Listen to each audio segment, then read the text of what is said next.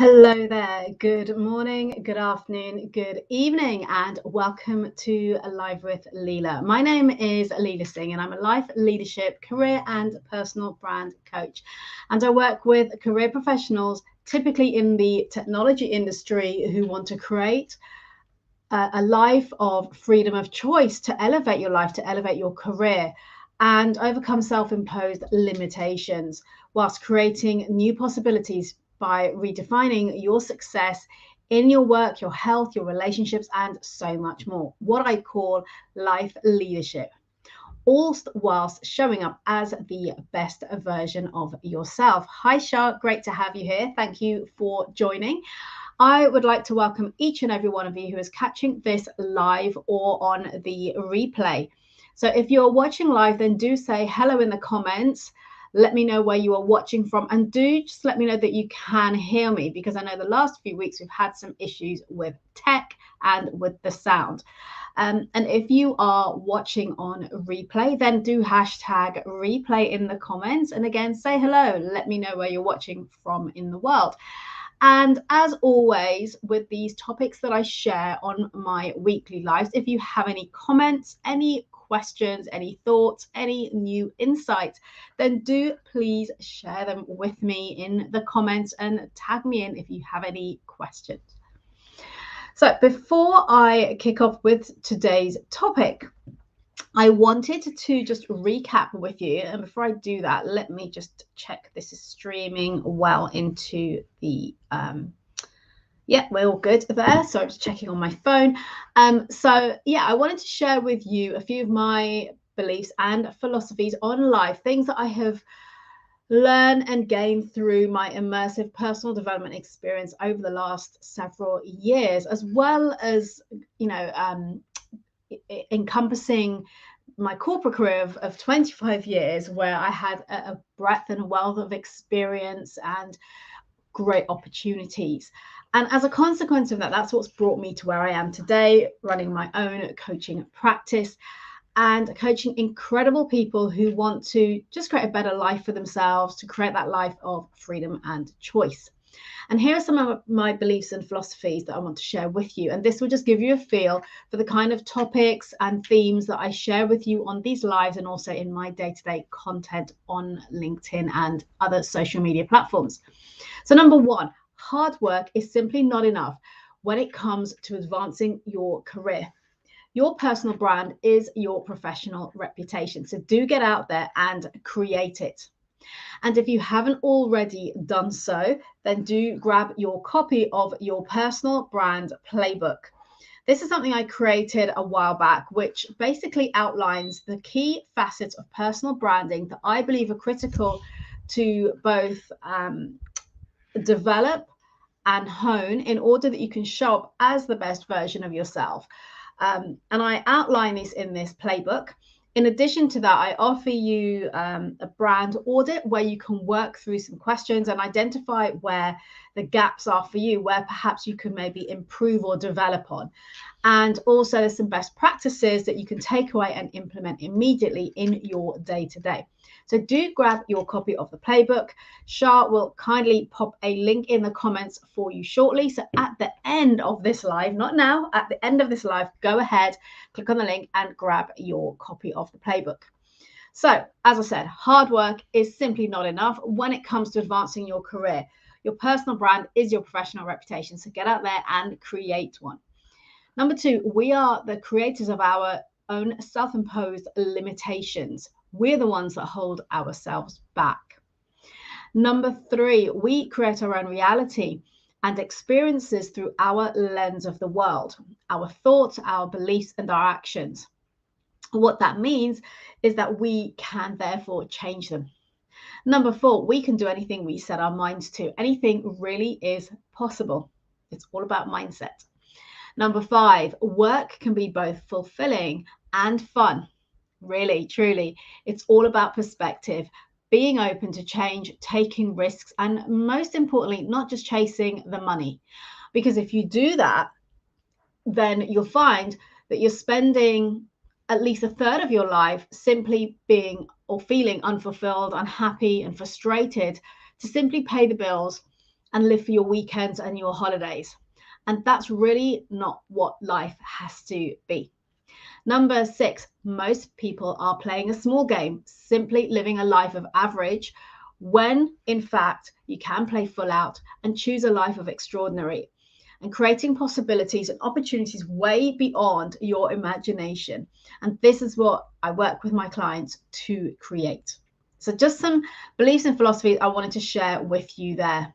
Today's topic: why cultivating self-awareness improves your life.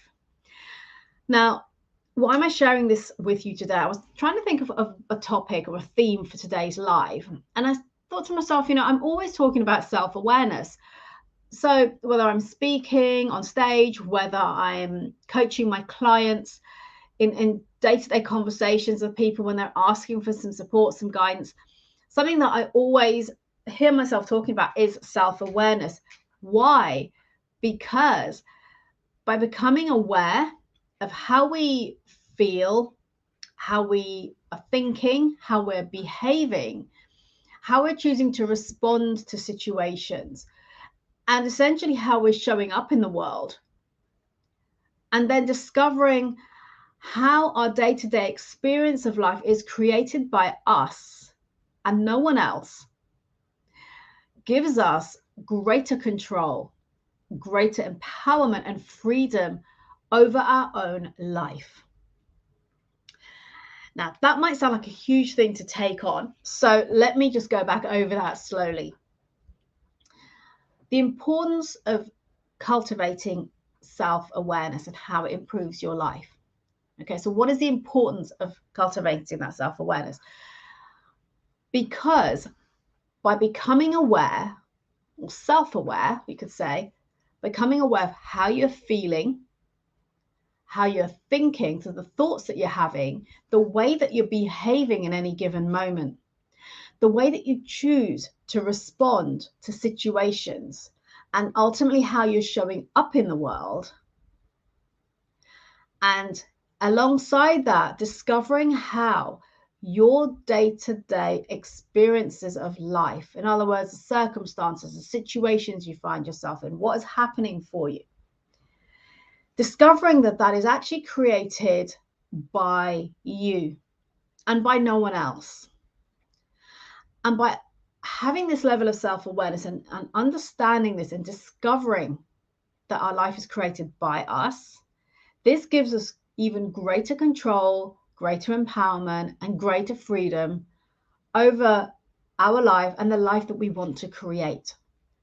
In other words, if there's aspects of your life that you would love to improve or to see change in, then here's the thing. The power to do that lies within you. You have the ability to do that. And when I talk about self-awareness, this isn't about me sharing with you today, and I will share some approaches with you that will help to start to build that self-awareness. But it doesn't mean that by you taking this on board and potentially embracing it and thinking, okay, yeah, I want to start to develop my self-awareness, it does not mean that tomorrow morning you'll wake up and you'll be incredibly self-aware and your whole life is going to change overnight. Because building self-awareness is like building a muscle. Like any muscle that we work, our brain is a muscle that we have to keep using. You've heard the phrase, use it or lose it. It's like exercise as well. You could go to the gym and do weight training for an entire year and then you stop. And all that muscle and strength that you've built, you lose because you're not working on developing that muscle. And it's very similar with your self-awareness. If you imagine self-awareness as a bit like a muscle, you've got to keep honing it, cultivating, developing it. And it's something that builds over time so that in days, weeks, and months to come, you'll have a heightened sense of self-awareness. But you've got to start somewhere. And that's what I'm here to share with you today. If it's not something you're already doing or practicing, or you don't even know where to start, then that's a little bit I can share with you today. So when I talk about building awareness, what am I actually talking about? You want to slow down. First and foremost, it's just to slow down. to life a little bit and start to just check in with yourself. So becoming aware of your feelings, the emotions that are coming up for you throughout the day. So from the moment you wake up, because here's the thing, we often go through life almost unconsciously.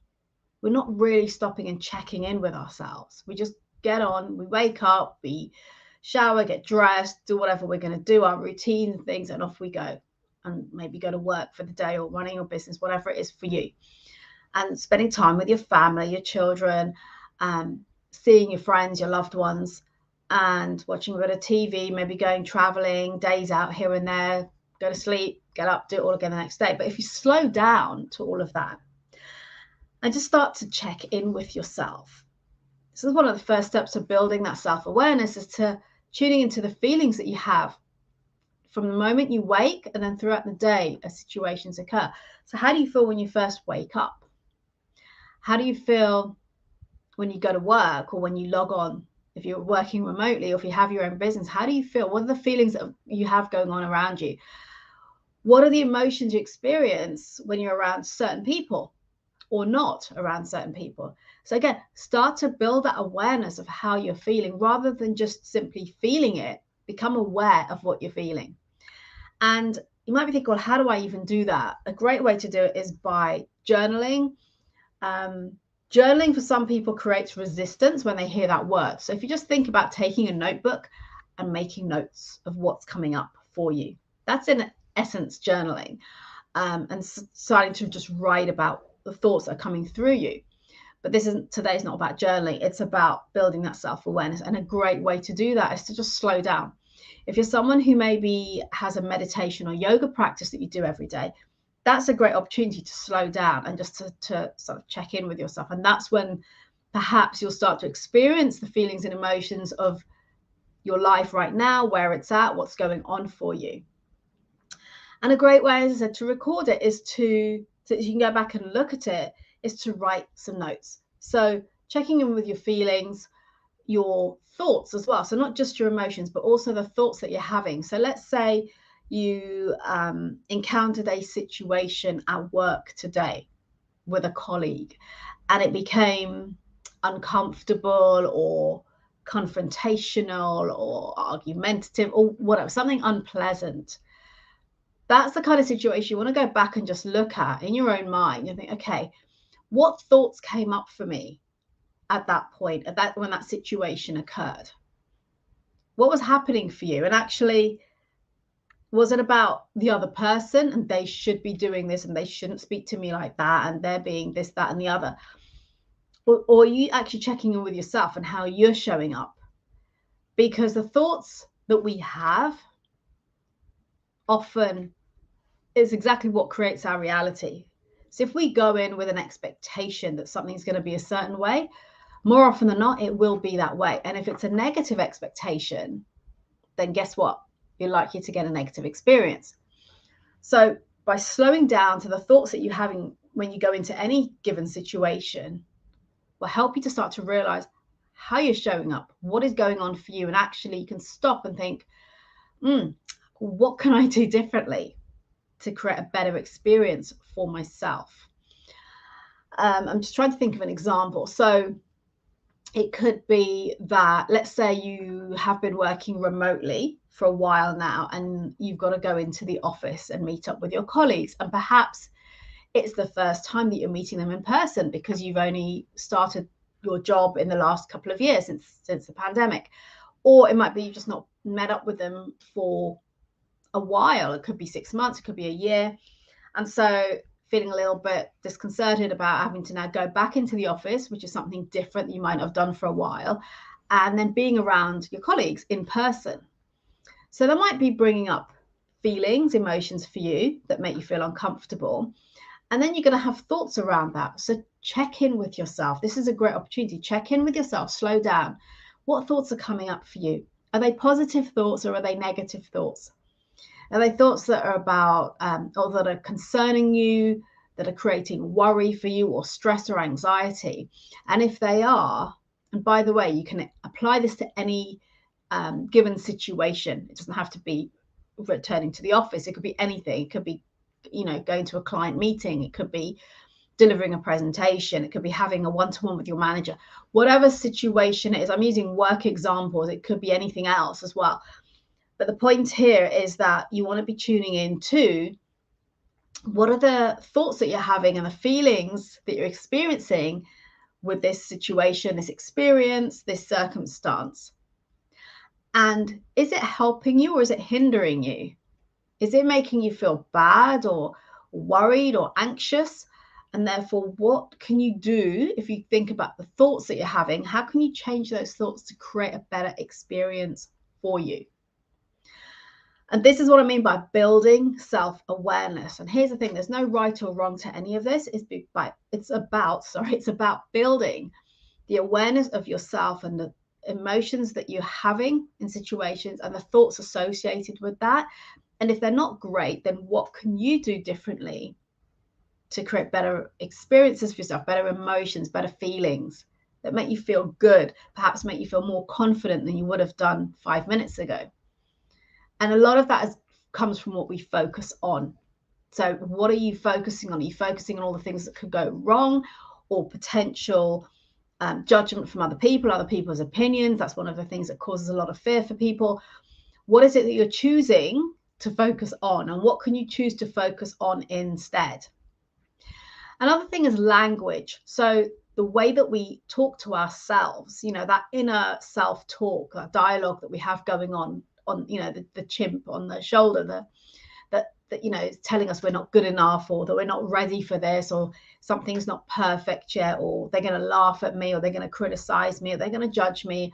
And all of those thoughts that we have, you want to start to check in again, slow down to how are you talking to yourself, and ask yourself, the way that you're talking to yourself, is that how you would talk to a young child? It's probably unlikely.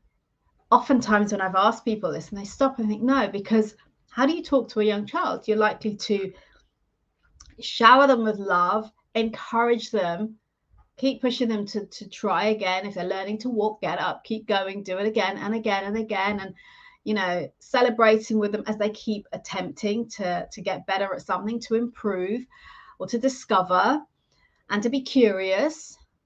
So why is it as adults we think there's so much wrong in that it's bad to get up, take a few steps and fall down and get up again? When you're a child, you don't worry about what anyone's thinking. You just keep doing it until you can do it to the best of your ability.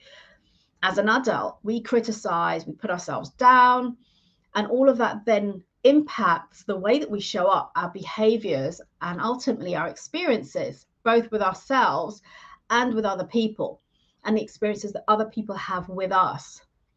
So in your thoughts, your inner dialogue, your self-talk, these are all things you want to start to bring to your attention. And that's why it's important to slow down to be able to do so. So we've talked about feelings, thoughts, the language that you have, and your actions. What actions perhaps are you exhibiting that are not really helping you or serving you and are holding you back? Perhaps it's sitting in a meeting and not speaking up. Why? Because you're worried about not being heard, about being judged, about other people's opinions, about getting something wrong. How about you get to let go of all of that and actually just take action and do what you were going to do? Because the outcome is the outcome. You can't control things outside of you. You can't control other people or situations. All you can control, all you have power over is you and what you choose to do. So what I'm inviting you to do is to really start to build that self-awareness of what you are doing and what you could do differently to give you a better experience, a better outcome, a better opportunity even. Think about another aspect here is responding. How do you respond to people or to situations? An example I use very, very often when I'm giving talks or training is around road rage. So yes, I'm guilty. I used to suffer with road rage. I probably still do, but I manage it very differently. So when I was working in the corporate world, for most of my time in that life, I would drive to work. and there was a lot of motorway driving. So inevitably, on many a morning, I would have somebody on the motorway who would do something a bit silly, cut me up, or almost cause an accident or whatever, right? And initially, pre my self-awareness days, my personal growth, I would likely get really wound up about it. I probably shout and swear at the person and whatever. And you know, they haven't got a clue. They've carried on their merry way, and I'm getting all worked up in my car as I continue to drive to work. And what then happens is I show up in the office. My colleagues asked me how my journey in was, because they all knew I had quite a long commute. You know, and then I kick off, oh, this idiot on the road did this, and this. And, you know, if you think about the energy behind that when I'm talking about it, it's not great energy. And the challenge with that is it's impacting me. It's also impacting the people around me, potentially, because I'm now bringing in this energy of this frustration and being really wound up or annoyed about this person on the road that cut me up about an hour ago. I'm still carrying it with me, and I'm now venting it to the people in the office. And then I sit down and I open my laptop and I look at all these emails and I'm like, oh my God, da, da, da. Think about, this is a great example of self-awareness. When you start to become aware of how you're showing up, the thoughts, the feelings, the actions that you're exhibiting, are they serving you? Are they helping you? Or are they hindering you? And this is an example of actually, you know, opening the laptop and being in that negative state. The experience I'm going to have at that point of looking at my my emails and, you know, being in that worked up state, I'm going to see them in a different way to if I had, rewinding a few minutes now, or maybe an hour, to when I was on the motorway and somebody, you know, did something silly. You know, now I don't overreact to it because I've learned to respond differently to situations, because I don't want to disempower myself or lose my own control of my situation. And therefore, by responding differently to situations, you get a different outcome. So when I then used to turn up at the office, everything was great. Because you know what? That driver has long gone, doesn't care anymore. I'm doing my own thing. Why let that person impact my day or my morning and the way that I'm showing up in the workplace? So by the time I decided to build that self-awareness, I didn't need to vent as much or go on and carry this thing into the office and into my working day. So I show up in a much calmer way. And as you can imagine, in that sense, when I then open my laptop and look at my emails, I'm having a different experience. But I've gotten to create that myself. And this is what I mean when I talk about all of these things, whether it's our feelings, our thoughts, the way that we're talking to ourselves, the language that we're using, our actions, and the way that we respond versus reacting to situations, and ultimately the way that we show up in the world. All of that directly influences the experience that we get to have in the world. So in other words, if you want to have different, better experiences in the world, which directly influence your results, your outcomes, you want to start to build that self-awareness, which means slowing down to recognize how you are showing up in any given situation. And also asking yourself the question, for example, what could I have done differently in that situation? How could I have managed that better?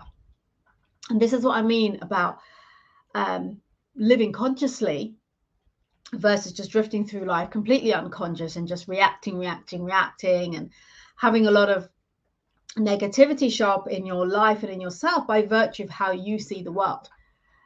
Because when you get to choose, and when you choose differently, you get a different experience. Excuse me. So if you're thinking you want to have a different experience, whether that is in your workplace or your career, maybe it's with your health, relationships, whether it's your intimate relationship, your relationship with your children, with your colleagues, with your friends, you know, whatever it might be, how can you show up differently? How can you come at it from a different perspective that gives you a better experience and therefore the people around you? So oftentimes it's a lot easier to be waiting for everything outside of your control to change, whether that's people or circumstances. And excuse me. And when I talk about situations and circumstances, it'll be things such as it could be as simple as the weather. It could be the current economy. It could be the current government, the decisions that are being made. You know, there's so many things outside of our control. It could be your manager, it could be the company that you work for, and the decisions they're making, the changes they're making. Those are all things that you cannot control. The one thing that you have power over is you. And that means taking responsibility. And that is the thing I invite you to do today, is to really slow down to how you can take responsibility for creating a better life for yourself. And a big part of that is developing your self-awareness, because it is incredibly empowering, rather than taking the disempowering approach of blaming circumstances and situations and people that you have no control over. So we can slow down to look at ourselves, however uncomfortable that may be, and reflect. And here's some questions to think about. As I said earlier, it's asking yourself, what am I doing to create this situation or this experience? What can I do differently? Maybe it could be, how can I respond differently to this? How can I show up differently? How can I change the thoughts that I'm having about this situation or this person, so it creates a completely different experience for me that's even better? So in terms of building that muscle, what can you do? I invite you to start to reflect on situations, on experiences, on your day-to-day. So perhaps at the end of each day, if you just have a notebook by your bed and you spend 5 minutes just going back in your mind over the day and thinking about what went well, what could have been better, and how could I have created that to be better? What could I have done differently? So what did I do? What did I do that maybe created that experience that I didn't really enjoy? What could I have done to create a better experience? What can I do differently? And how can I choose to look at this in a different way? So those are some of the questions to ask yourself. So when you think, well, I can grab a notebook, I don't know what to write, this is where you get to just reflect back on the day and ask yourself those questions. You know, what am I doing to create this situation that occurred today? What can I do differently? What could I have done differently? What can I do? How can I handle that situation differently the next time it occurs? What was it that I did? And how can I choose to look at this in a different way? So those are some questions to assist you in making those notes, or as the term is, journaling. And by doing this on a regular basis, it will start to build that muscle of self-awareness. And by developing a greater sense of self-awareness, you get to almost take back the control over your life and get to create the life that you want, the experiences that you want, and the outcomes and the results that you want. Because if you're showing up in a way where you're really, let's say you're really angry, you're frustrated at the world, you're hacked off with things, or situations in your workplace, as an example, think about how that is creating that experience for you. What is it you can do that can change that? And that's what I'm going to leave you with today. So if you have any questions, do pop them in the comments. I will come back and answer them. And let me know your thoughts on today's topic. Let me know if it resonated with you and what you are going to be doing to start to cultivate your self-awareness. Because here's the thing, something I work with all of my clients is about developing that self-awareness. And believe me, it is life-changing. It is so impactful. And it impacts every area of your life, not just your work, but your relationships as well, your health, your finances, and your overall experiences. So I hope you've enjoyed today's live. Let me know, as I said, pop your comments below. Any questions that you might have, I will come back and respond to you. And if you'd rather, then please DM me. I will happily respond to you if you have any questions, any comments on today's topic. And until next time, remember to elevate your performance, to maximize your potential, and to create new possibilities by showing up as the best version of you. And as a quick reminder, the link is in the comments to grab your copy of the Personal Brand Playbook if you haven't done so already. And also do head over now to my YouTube channel, which the link will be shared in the comments shortly. And please subscribe to my channel, which is where you can get to see all the previous episodes of my lives over the last couple of years. And in addition, all of the podcast video episodes of some amazing interviews with leaders from the tech industry, sharing their career journeys, their challenges, how they've overcome them, their accomplishments, and so much gold.